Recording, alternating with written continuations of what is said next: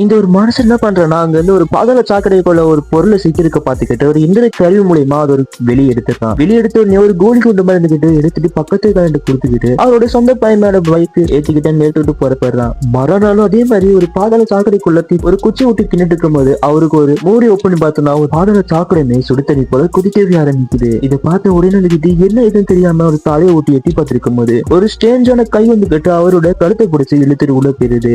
அவர் friend வந்துகிட்டு என்ன சவுண்டுன்னு கிட்ட போய் பார்த்தோன்னா அவர் பாதாள சாக்கடைக்குள்ள ரொம்பவே உயிர் தப்பிக்கிறதுக்கு போராடிட்டு இருக்கிறாரு. இது பார்த்த உடனே அவர் எதுவுமே பண்ண முடியாம கத்த ஆரம்பிக்கிறாரு. அக்கம் பக்கம் எல்லாமே ஓடி வந்துகிட்டு போலீஸ்காரங்க தீயணைப்பு எல்லாமே தகவல் கொடுத்துறாங்க. ஃபயர் இன்ஜின்ஸ் வந்துகிட்டு அவரோட மார்க்ஸ் எல்லாம் போட்டுக்கிட்டு அந்த உள்ள வந்தவரை காப்பாற்றுறதுக்காக உள்ள போக ஆரம்பிக்கிறாரு. கொஞ்சம் விஷயத்திலேயே வெளியே வந்துருக்காரு.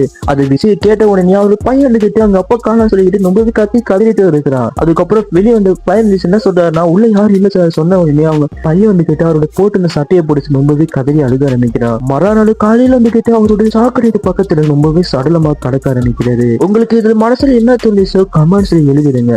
இவங்களுக்காக கொஞ்சம் ரெக்க கமிஷன் போட்டு சப்போர்ட் பண்ணுங்க ப்ரோ.